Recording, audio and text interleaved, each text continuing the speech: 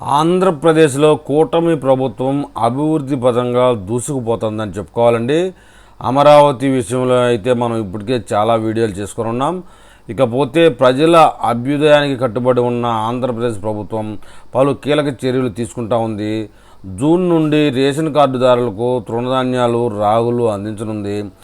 1,332 కోట్లతో తిరుపతి, పాకాల, కాట్పాడి రైలు డబ్లింగ్ కేంద్రం ఆమోదం తెలిపింది. Green field refinery, Visakha railway zone, Bhogapuram airport పనులు కూడా పూర్తి కానున్నాయి. Amaravati Hyderabad express way ring road వాహన రవాణా విస్తరణ పనులు వేగంగా సాగుతూ ఉన్నాయి. ఇప్పటికే వాట్సాప్ గవర్నర్ ద్వారా ప్రజలకు తక్షణ సేవలు అందుబాటులో ఉన్నాయండి. ఇవన్నీ కూటమి ప్రభుత్వం ఆంధ్రప్రదేశ్ మీద ఉన్నటువంటి శ్రద్ధా భక్తుల వల్లనే జరుగుతూ ఉన్నాయి. ముందు కూడా ఇప్పటికే దాదాపు 9 నెలలు అయిపోయిందని చెప్పాలి. ఇంకా మిగిలిన 4 సంవత్సరాలు కూడా ఇలాగే పరిగెడితే మటుకు ఆంధ్రప్రదేశ్ రూపురేఖలు మారిపోయే అవకాశం ఉందని చెప్పేసి తెలుగు ప్రజలు ఆలోచన చేస్తూ ఉన్నారు. ఏది ఏమైనా గత ప్రభుత్వం కంటే ఈ ప్రభుత్వం అభివృద్ధిలోనూ సంక్షేమ పథకాల విషయంలో కూడా తొందరలో పరుగులు పెట్టే దిశగా పయనిస్తూ ఉంది.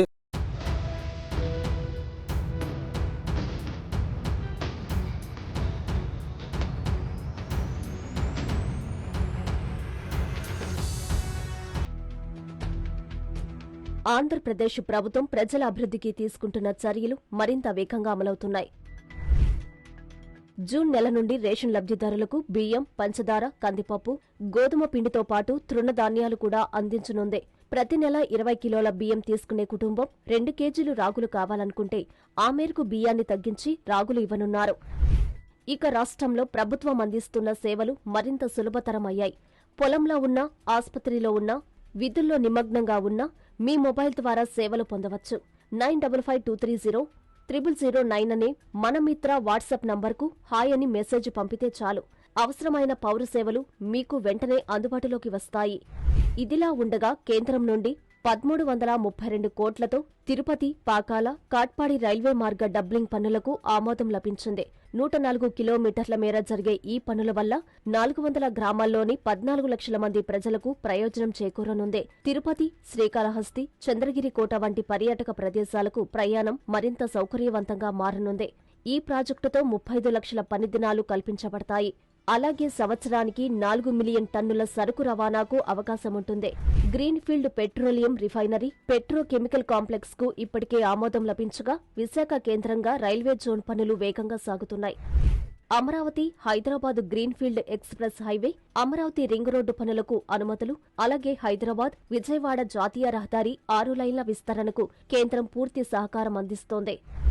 దేశంలోనే అత్యాధునికంగా రూపొందుతున్న భోగాపురం ఎయిర్పోర్టు నిర్మాణం 71% పూర్తి కాగా రన్వే పనులు 97%, టాక్సీవే పనులు 92%, టెర్మినల్ బిల్డింగ్ పనులు 60%, ఏటీసీ టవర్ 42%, యాన్సిలరీ బిల్డింగ్ పనులు 40% వరకు పూర్తయ్యాయి. వేట నిషేధ కాలంలో మత్స్యకారులకు అందించే ఆర్థిక సహాయాన్ని 20,000 రూపాయలకు పెంచే హామీ ఈ ఏప్రిల్ 26న కార్యరూపం దాల్చబోతోంది. అలాగే మత్స్యకారుల ఆకాంక్ష మేరకు జీవో 217ను రద్దు చేసి మత్స్యకారుల కలలను నిజం చేస్తోంది. ఏపీ ఎగుమతుల్లో సరికొత్త రికార్డులు నమోదయ్యాయి. కేవలం 11 నెలల్లోనే 9,000 కోట్ల రూపాయల వరకు ఎగుమతులు పెరిగాయి. ఇంజనీరింగ్ గూడ్స్ అగ్రస్థానం దక్కించుకొని దేశ దృష్టిని ఆకర్షిస్తున్నాయి. రాష్ట్ర అభివృద్ధిలో మరో కీలక ముందడుగు వేస్తూ 2 లక్షల మందికి ఉపాధి అవకాశాలు కల్పించాలనే లక్ష్యంతో కొత్త టెక్స్టైల్ పాలసీని ప్రభుత్వం ప్రకటించింది. 10,000 రూపాయల కోట్ల పెట్టుబడి లక్ష్యంగా బీసీ, ఎస్టీ, ఎస్సీ, మైనారిటీ, దివ్యాంగులు మరియు మహిళలకు ప్రత్యేక రాయితీలు, అదనపు ప్రోత్సాహాలు అందించనున్నారు.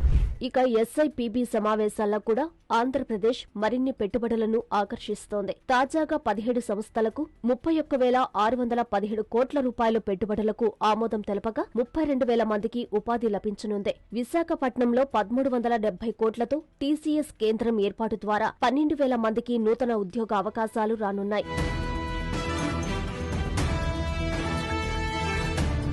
కేంద్రం మరియు రాష్ట్రం కలిసికట్టుగా సమన్వయంతో పనిచేస్తూ ఆంధ్రప్రదేశ్ను అభివృద్ధి పదంలో ముందుకు తీసుకెళ్తున్నాయి.